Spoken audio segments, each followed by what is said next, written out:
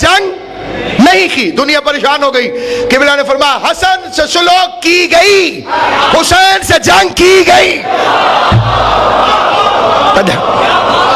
دونوں سے کیے جانے والے سوال مختلف تھے. حسن سے حکومت مانگی گئی تھی, حسین سے بیعت مانگی گئی تھی. اب سوال مختلف کرتے ہو اور پھر کہتے ہو کہ جواب مختلف کیوں ہے؟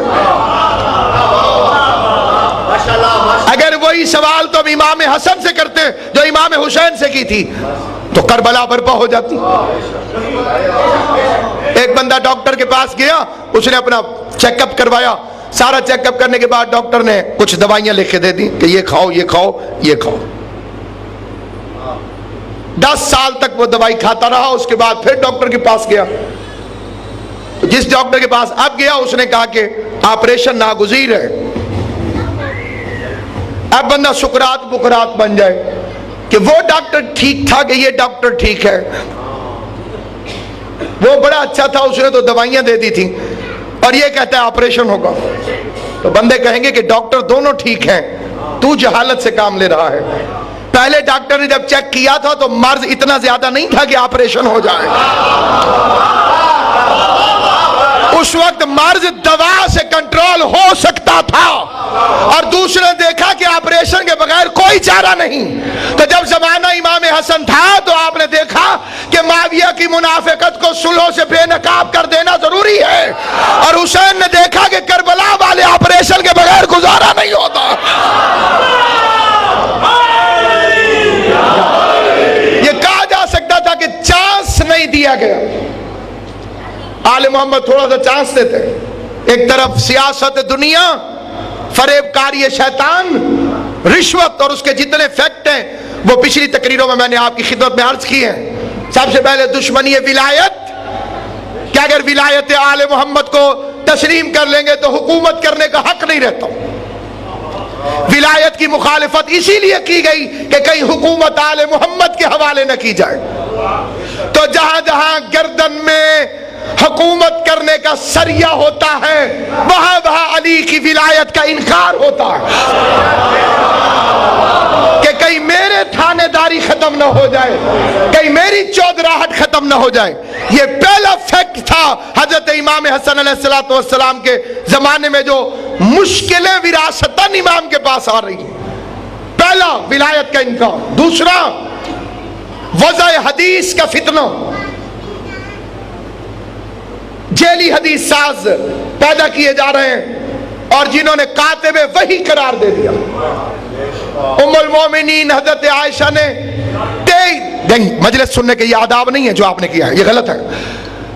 جو بات معرفت ہوتی ہے وہ معرفت ہوتی ہے, اس پر میں تشریح بھی نہیں کروں گا, مجلس کے بعد آپ مجھ سے ملیے گا. سامعین کرام قدر, ائمہ معصومین نے ان کے ساتھ گزارا کیا ہے آپ حضرات کو معاشرے کے اندر زندہ رکھنے کی خاطر. 6 مرتبہ امام صادق سے بندے نے پوچھا آپ کا ام المومنین عائشہ کے متعلق کیا خیال ہے؟ امام نے سکوت اختیار کیا. تو سکوت جو ہے وہ بہت بڑی چیز ہوتی ہے. اس لیے معاشرے کو سمجھیے اور معاہدہ حسنہ کو سمجھیے اور اپنے پیغام کو پہنچائیے, نہ کہ ان کی طرح کے جس طرح سے ایک ہوشیار وکیل کا طریقہ ہوتا ہے کہ وکیل مخالف کو غصہ دلا دے تاکہ وہ اپنے موضوع کی طرف آئی نہ اور الٹی پلٹی باتیں کرنے لگے. تو رازم کی باتیں اور ہوتی ہیں اور بازم کی باتیں اور ہوتی ہیں. جہاں پہ آپ کی خدمت میں یہ عرض کرنا چاہتا ہوں 2300 حدیثیں ام المومنین حضرت عائشہ نے معاویہ کے فضائل کی بیان کی جن کا سرے سے کوئی وجود ہی نہیں تھا. اسی زمانے میں اسے کاتب وحی کریٹ کر دیا گیا کہ یہ کاتب وحی ہے, اور یہ نہ سوچا گیا کہ جس نے فتح مکہ کے وقت مصلحتاً کلمہ پڑھاؤ. اب فتح مکہ کے بعد آیتیں کتنی آئیں جو یہ صاحب لکھتے تھے. پہلے تو ان آیتوں کو کاؤنٹ کیجئے. غدیر میں وحی کا سلسلہ بند, ختم. الیوم اکملت لکم دینکم واتممت علیکم نعمتی ورضیت لکم الاسلام دینا. اور اس کے بعد یہ سیکنڈ لاسٹ آیت ہے, اور لاسٹ آیت جو آئی الیوم یائس الذین کفروا من دینکم, آج کافر تیرے دین سے مایوس ہو گئے. الیوم फसाहत कुरान से बड़ी क्या फसाहत होगी। अल यौमा याइसल लजीना कफरू मिन दीनिकुम, आज तो इतनी सख्त ईद है गदीर कि जो काफिर कभी मायूस नहीं हुआ उसे अली की विलायत से मायूसी हो गई। और मायूस वो होता है जिसके मंसूबों में पानी फिर जाए। पूरे सकीफे की मौत वाक़या हो गई गदीर से। तो अब ये मौजू फिर दूसरी तरफ चला जाएगा और सुई रोजेदारों के एहतराम में तेजी से भागती चली जा रही। तो सामईन गिरामी कद्र, आज तो आपके हाथों में भी खजूरें हैं माशाअल्लाह, खुदा खैर करेगा मोहम्मद वाले मोहम्मद के सदके में। बिल्कुल मस्जिद नबी याद आ गई जहाँ असर की नमाज के बाद लोग खजूर हाथ में ले लेते हैं कि खुदा न खास्ता कहीं मकरूह न हो जाए। तो सामईन गिरामी चाहता है चैन के साथ, सुभान अल्लाह, जन्नत में जो रहना चाहता है चैन के साथ, उसे लाजिम है कि वो रहे शाहे मशरिक़ है। बेशक बेशक जनाब ज़हरा को मोहब्बत है दोनों शहजादों से, जिक्र हसन भी जरूरी है जिक्र हुसैन के साथ। तीन दिनों में आका मौला हसन की मोहब्बत है, तीन के नारा है बानी। अरबी में बड़े हुसैन को कहते हैं हसन। लुगत अरब के लिहाज से अगर हुसैन को बड़ा किया जाए तो हसन बनता है, और हसन को छोटा किया जाए तो हुसैन बनता है। और जो मेरे भाई ने शेर रुबाई पढ़ी है तो हज़रत नसीम अमरोही का सुनिए, वो फरमाते हैं हसन भी हुज्जत हक हैं, ये एतमाद रहे। हुसैन छोटे हसन है, ये बात याद रहे।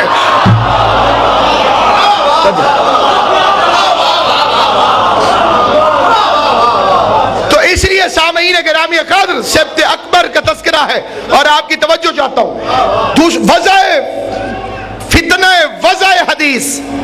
कल मैंने अर्ज किया था कि खुद अहमद इब्न हंबल हैरान होकर खड़े हो गए उस शख्स के सामने जो हदीस बयान कर रहा था अहमद इब्न हंबल के नाम से, कि फरमाया अहमद इब्न हंबल ने कि जो एक मर्तबा ला इलाहा इल्लल्लाह कहे, अल्लाह जन्नत में एक परिंदा पैदा करता है जिसकी चोंच सोने की होती है, और वो कयामत तक फिर उस मोमिन के लिए ला इलाहा इल्लल्लाह पढ़ता रहेगा। अहमद इब्न हंबल ने उठ के कहा, क्या तू अहमद इब्न हंबल को जानता है? उसने कहा नहीं। उसने कहा अहमद इब्न हंबल मैं हूं, मैंने तो ये हदीस बयान नहीं की।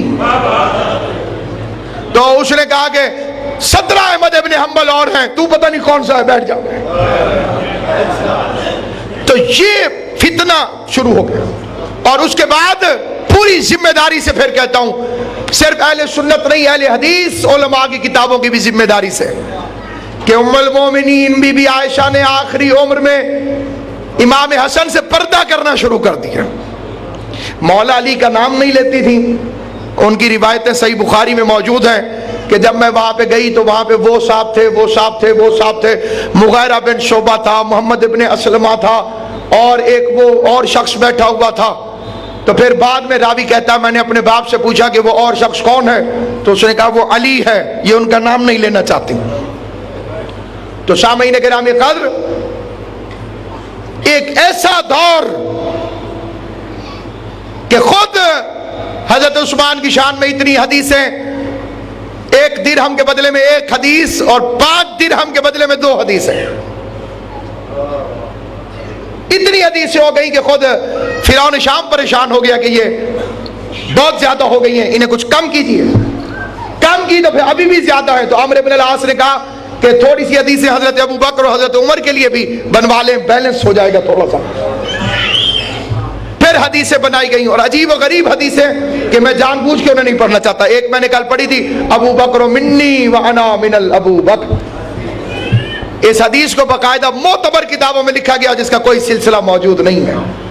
और उसके बाद सबसे अहम फैक्ट जो दूसरी तकरीर में मैंने अर्ज किया था कि 3 करप्ट तरीन हुकूमतों के बाद अली के पास हुकूमत आई। माशरा रसूल के बाद 3 अंधेरों के गैप में पड़ चुका था, और फिर तीसरे दौर उसमें रिश्वत अरूज पर, और अब आ गया एक ऐसा इंसान, पहला आर्डर अमीरुल मोमिनीन का, पहला जो सरकारी तौर पर अमीरुल मोमिनीन ने پہلا حکم جاری کیا ظاہری سرکاری طور پر، وہ یہ تھا کہ میں معاویہ کو معزول کرتا ہوں، جسے ایک پوری سازش کے تحت شام کے سیاہ و سفید کا مالک بنایا گیا تھا، کیونکہ اسے گورنر بنانے والا مسلمانوں کا دوسرا خلیفہ اچھی طرح سے جانتا تھا کہ یہ اہل بیت سے ٹکر لینے میں کسی قسم کی کوئی رعایت نہیں کرتا، اور اسے اسلام سے انتقام بھی لینا تھا، اسلام سے انتقام دونوں طرف سے، تب اسے سیاہ و سفید کا مالک بنا دیا گیا۔ 20 سال تک اس نے 1 روپیہ ٹیکس کا سرکاری حکومت کو نہیں بھیجا، مرکزی حکومت کو نہیں بھیجا۔ دوسرے دور خلافت میں مانگا نہیں گیا، تیسرے دور خلافت میں وہ اپنی حکومت سمجھتا تھا کہ بنی امیہ کی حکومت ہے، اور امیر المومنین کو وہ تسلیم نہیں کرتا تھا۔ تب اس دور کے اندر اس نے ایک پروپیگنڈا مہم چلائی، جس کے متعلق کل میں نے اشارہ کیا تھا، قافلوں کو لوٹ لیتے نقاب پوش ڈاکو، اور جب لوٹ لیتے تو ان میں سے ایک خدا نخواستہ نقل کفر نباشد بھڑکے مار کے کہتا میں ہوں ابو طالب کا بیٹا علی۔ اب جو لٹا ہوا ہے اس کی کیفیت آپ سمجھتے ہیں، اور لوٹنے والا نقاب پہن کے اس کے سامنے کہے میں علی ہوں، اور اگلے دن حکومت اس کا نقصان پورا کر دے، تو لوگ تو ظاہراً علی کے دشمن بنیں گے، اور لوگ ظاہراً امیر فرعون شام کی گود میں جا کر بیٹھیں گے، بچوں سے بکریاں چھین لینی اور ماؤں کو بچوں سے جدا کر دینا اور کہنا کہ یہ سب علی کر کے گئے، اور پھر ایسے ایسے جلسے منعقد کرنا، اور براہ راست دربار کے اندر امیر کے خلاف تقریریں۔ یہ پہلے کا شام ہے، اور جب امیر المومنین کے بعد کا شام آئے گا امام حسن کے دور کا، تو اس میں تو براہ راست امیر المومنین پہ تبرہ ہوتا رہا۔ اور یہی وہ فکرہ ہے کہ ایک بزرگ اہل سنت نے لکھا کہ اب صرف آپ تبرہ دل میں کرتے رہیے کیونکہ وقت بڑا تھوڑا رہ گیا اور باتیں زیادہ کرنی ہے، کل اس موضوع کی آخری تقریر ہے۔ ایک بزرگ نے لکھا کہ اللہ حضرت عمر بن عبدالعزیز پر رحمت کرے، اس نے علی پہ تبرہ بند کرایا۔ میں نے کہا یہ آپ کا عین انصاف ہے، لیکن آپ تھوڑا سا انصاف اور کر لیں کہ عمر بن عبدالعزیز پہ اللہ رحمت کرے، اس نے علی پہ تبرہ بند کرایا، اور اللہ اس پر لعنت کرے جس نے علی پر جمعے کے خطبے میں تبرہ شروع کرایا۔ جب بند کرانے والا رحمت کا حقدار ہو سکتا ہے تو شروع کرانے والا لعنت کا حقدار کیوں نہیں ہو سکتا؟ تو اب سامعین گرامی قدر، ایک بیٹے کے سامنے اس کے باپ کو گالیاں دی جا رہی ہیں، لیکن حلم، تدبر، شامی آیا گالیاں نکالنا شروع کر دی۔ ہمارے جیسا مومن ساتھ بیٹھا ہوتا تو اٹھ کے لڑتا، لوگ اٹھے، امام حسن نے روک دیا، وہ گالیاں نکالتا رہا کیونکہ شامیوں کے ذہن پر لکھ دیا گیا تھا آل محمد کے خلاف۔ تراویح پڑھنے والوں کو امام حسن نے درے مارے، انہوں نے شام میں پروپیگنڈا کر دیا علی نماز نہیں پڑھنے دیتا، روکتا ہے، عادت پڑ چکی تھی۔ تو اب یہاں پر آیا اور امام کو گالیاں دے رہا، امام سنتے گئے۔ راوی کہتا ہے چہرے کے تبسم میں فرق نہ آیا، اور امام علیہ الصلوۃ والسلام مسلسل اس کی باتوں کو سنتے رہے، اور جب تھک گیا تو غلام سے کہا پانی پلاؤ اسے۔ غلام نے پانی پلایا، پھر تازہ دم ہو گیا، پھر فرمایا اب اسے بھوک لگی ہوگی، اسے کھانا کھلاؤ۔ کھانا کھلا دیا گیا، تو کہا کہ رات سونے کی کوئی جگہ ہے؟ چپ رہا، کہا میرا بستر دے دو اسے، سلا دیا، اور جب جانے لگا تو مولا نے گھوڑا دیا اور 1000 درہم زاد راہ، کہا خدا حافظ۔ تو وہ ایک مرتبہ گھوڑے پہ چڑھا، تھوڑی دیر گیا اور پھر پتہ نہیں اس نے کیا سوچ کے گھوڑا موڑ لیا اور گھوڑے سے اترا نہیں، گرا، اور امام حسن کے قدموں میں آیت پڑھ رہا تھا اللہ عالم حیث یجعل الرسالۃ۔ واقعی اللہ بہتر جانتا تھا کہ وہ رسالت کو کس خاندان میں رکھے، اللہ بہتر جانتا تھا کہ وہ رسالت کو کس خاندان میں رکھے۔ فرمایا اگر کوئی میرے ایک کان میں گالیاں دے اور دوسرے کان میں آ کے معذرت کر لے تو میں عذر کو قبول کر لوں گا، میں اسے معاف کر دوں گا۔ پھر لوگ کہتے ہیں کہ بڑی شادیاں کی طلاق دے دیتے تھے، تو اس کے لیے ایک دلیل تو یہ ہے جس نے جودہ جیسی بیوی کو طلاق نہ دی۔ توجہ ہے یا نہیں؟ یہاں پہ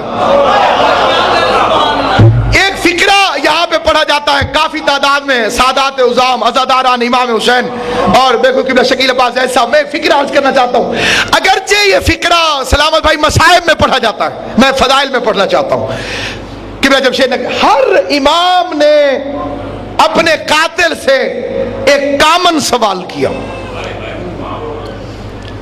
11 اماموں کے فکرے آن دی ریکارڈ ہیں. خدا بعد میں کو سلامت رکھے اور ان کے ظہور میں جلدی کرے. آن دا ریکارڈ ہے ائمہ معصومین کے خاص یہ فکرے مشہور زمانہ امیر المومنین سے لے کر سرکار عسکری تک. ایک ہی فکرہ اور 11 معصومین نے اسے ریپیٹ کیا.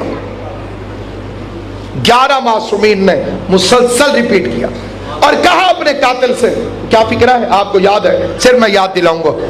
کیا میں تیرا اچھا امام نہیں تھا؟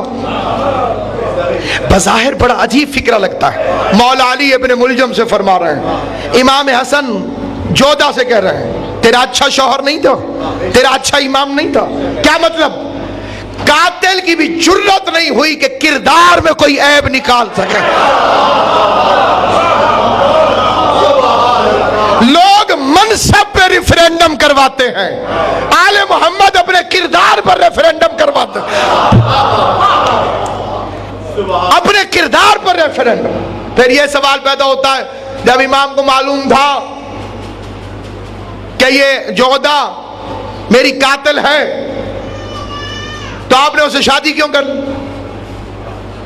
دیکھیے ائمہ معصومین علیہ السلام نے جو اپنی حیات طیبہ گزاری ہے, زندگی رہی تو کل میں آپ کی خدمت میں امام حسن علیہ السلام کا معاش کیا تھا اس پر عرض کروں گا, کیونکہ انہوں نے بیت المال کے خزانے کبھی استعمال نہیں کیے.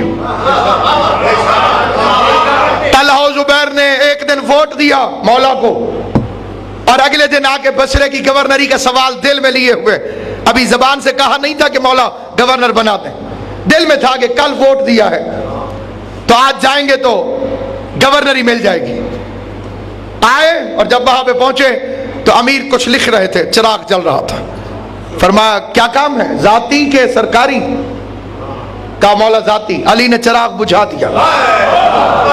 قرآن کی قسم علی نے چراغ نہیں بجھایا تھا, خالی چراغ نہیں بجھایا تھا, علی نے ان کی امیدوں کا چراغ بجھا دیا تھا کہ جو ذاتی کام کے لیے تیل نہیں جلنے دیتا وہ ووٹ کے پیچھے گورنری کیسے دیتا. اور یہی وجہ ہے کہ جب ظاہری حکومت پر امیر تشریف فرما ہوئے, فرسٹ آرڈر, پہلا حکم, معاویہ کو معزول کرتا ہوں. بڑے قریبی اور بڑے مخلص ساتھیوں نے مشورہ دیا, مولا اتنا فاسٹ نہیں, اتنا تیزی سے نہیں چلیے, ذرا آرام سے. یہ تو نون والے کر سکتے ہیں اتنی جلدی گورنر کے خلاف کاروائی. انہوں نے کہا مولا آپ نہ کریں, آپ رک جائیے, تھوڑے دن دے دیجئے, اس کے بعد کام ٹھیک ہو جائے گا. خدا کی قسم علی کا فکرہ میرے ہر امام کی سیرت کا آئینہ ہے. میرے مولا نے فرمایا عدل یا گوشہ نشینی, ابو طالب کے پاس تیسرا رستہ کوئی نہیں. اس فکرے کی گہرائی پر سوچئے گا کہ امیر المومنین نے کیا ارشاد فرمایا ہے, یا علی عدل کرے گا یا گوشہ نشین ہو جائے گا. علی کے پاس تیسرا رستہ کوئی نہیں ہے. تو یہی وجہ ہے سامعین گرامی, حالانکہ اس کو رام کرنا بڑا آسان تھا, خالی کہتے تھے کرتا رہے گورنری, تو کوئی مسئلہ نہیں تھا. صوبہ ٹکرایا مرکز کے ساتھ نہیں, شرک ٹکرایا کل ایمان کے ساتھ, کل دین کے ساتھ. اور پھر اس کے بعد 20 سال کی کمائی. سرحد حکومت کو بجلی کا ٹیرف دے رہی ہے حکومت, اس نے 1 روپیہ نہیں دیا تھا 20 سال تک, ساری دولت جمع تھی اس کے پاس. وَجَمَعَ مَالَهُ وَعَدَّدَ. پھر اس کے لیے ایک دوسرا صلح کرنے میں خطرناک ترین جو خوف تھا وہ تھا سلطنت روم کے ساتھ معاویہ کا دفاعی معاہدہ. مسلمانوں کے مال میں سے 10 لاکھ دینار دے کر اس نے روم کے ساتھ ایک دفاعی معاہدہ کیا کہ اگر شام پر کوئی حملہ کرے گا تو روم اس کا ساتھ دے گا, دفاع کرے گا. تو اب اگر یہ جنگ ہو جاتی, امام حسن علیہ السلام صلح نہ کرتے تو رومیوں کے ہاتھوں مسلمان مارے جاتے. روم تیار کھڑا تھا حملہ کرنے کے لیے، اور رومیوں سے اس کے جو جائز ناجائز تعلقات ہیں وہ کثیر تعداد کے اندر موجود ہے کہ فرعون شام 1 مہینے ایک جہاز بھرا ہوا مسلمانوں کی بیٹیوں کا وہ اس کمینے رومیوں کو بھیجتا تھا، اور ایک مرتبہ جب پھر جہاز آتا تھا 3 مہینے کے بعد تو پھر دولت سے بھر کے خراج دیا جاتا تھا۔ یہ وہ وجہ ہے جس کی وجہ سے قسطنطنیہ کی لڑائی مومنین نے جا کے لڑی مسلمانوں نے، اور یزید شکار کھیلتا رہا، عیاشی کرتا رہا، بھوک اور پیاس کی وجہ سے ایوب انصاری جیسا بوڑھا صحابی قلعے کی دیوار کے باہر بھوک کی وجہ سے مر گیا، اور اس کی قبر آج تک ترکی کے اندر قسطنطنیہ کے اندر وہاں پہ موجود ہے۔ تو سامعین گرامی قدر، یہ باتیں تاریخ میں چھپی ہوئی ہیں، بھول کے بھی کبھی یہ فکرہ نہ کہیے امام امن، یہ توہین امام حسن ہے۔ پھر امام حسین کو امام جنگ کیوں نہیں کہتے ہو؟ نہیں، امام نہ امن ہے نہ جنگ ہے، امام وحی الہی ہے۔ یہ وحی الہی ہے، جدھر خدا چاہتا ہے۔ یہ زمانہ سیکھے کہ آل محمد نے کس انداز سے کن حالات کے اندر، پہلا روم کا خطرہ اور دوسرا خطرناک ترین خطرہ سردار خرید لیے گئے۔ لوگوں کو کوفے والوں کے خط یاد ہیں، وہ خط کوئی نہیں بتاتا جو فرعون شام نے امام حسن کو بھجوائے تھے کہ یہ تیری فوج کے سالاروں کے خط ہیں۔ ایسا آدمی 8000 کی فوج پر کھڑا تھا امام کے لشکر میں، جو آگے کہتا تھا حسن میں تیرا ساتھ دوں گا اگر تو توبہ کر لے اور اپنے باپ پر تبرہ کر۔ تو بتائیے امام حسن کیا کرتے؟ رات کے وقت جب ایک بندے نے آگے کہا السلام علیکم یا اذل المومنین، مخلص تھا، فکرہ سخت پڑھا اس نے، خدا اس کے معاملے کو معاف کرے۔ اگلے فکرے بتاتے ہیں کہ امام اس سے راضی رہے، اس کے ان فکروں سے ناراض نہیں ہوئے، کیونکہ لوگ ظاہری حالت کو دیکھتے ہیں، ظاہر ہے کہ امام نہیں تھے۔ تو جائے مومنوں کو ذلیل کرانے والا امیر میرا سلام۔ تو امام نے اسے قریب بلایا، کہا کتنے لوگ ہو تم؟ یہ مدائن کی بات کہ مولا پورا مدائن فرزند رسول کی حمایت کے لیے تیار ہے۔ فرمایا تم 9 بندے لے کر آؤ، میں جہاد کروں۔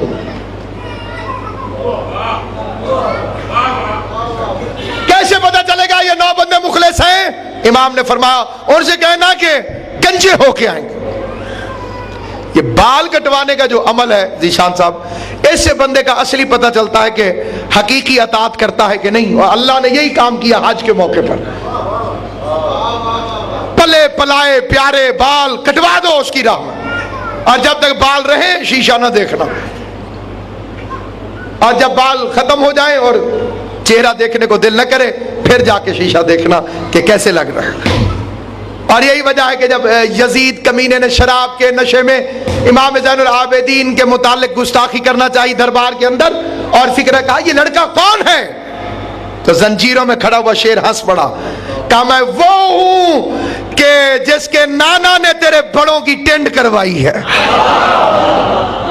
جو ہے یا نہیں، آپ حج کروا کے وقت اب نازک ہو گیا ہے، یہ باتیں انشاءاللہ یہیں سے میں کل آپ کی خدمت میں عرض کروں گا، لیکن یہاں پر اختتامی بات یہ عرض کر دینا ضروری سمجھتا ہوں کہ وہاں پر وہ گیا اور جب آیا تو اکیلا تھا، اپنی صرف اس نے بال منڈوائے ہوئے تھے۔ ربی بن کیس کہہ رہا تھا مولا میرے علاوہ مجھے کوئی نہیں ملا، تو کہا تو ایک ہے کیا تجھے مروا دوں؟ تو ایک ہے کیا تجھے مروا دوں؟ تو امام کی نگاہ میں جہاں شیعان علی کا تحفظ ہے، اور کل انشاءاللہ زندگی رہی تو میں اصلی ریفرنسز کے ساتھ سلو نامے کی شرائط بیان کروں گا۔ بکواس شامل کر دی گئی شرطوں کے اندر، اور ہماری کتابوں والے بھی بعض لکیر کے فقیر ادھر سے پکڑا اور ادھر چھاپ دیا۔ 1 لاکھ روپے مجھے دیتا رہے گا سالانہ، یہ معیار امام حسن ہے؟ حکومت چھوڑ رہا ہے اور 1 لاکھ روپے مانگ رہا ہے۔ یہ دنیا کو کہہ دیا کہ انہیں تو بس شادیاں چاہیے تھیں، انہیں تو بس پیسہ چاہیے تھا، بس پیسہ دیتے رہو میں شادیاں کرتا رہوں، انہیں حکومت سے کیا کام؟ یہ بنی امیہ کی سازش۔ اور آج کل کے زمانے میں ان باتوں کو عام کر دیا گیا۔ پہلی شرط تھی کتاب اور اور سنت رسول. صلح ہوتی انہی شرطوں پہ ہے جن پہ جھگڑا ہو.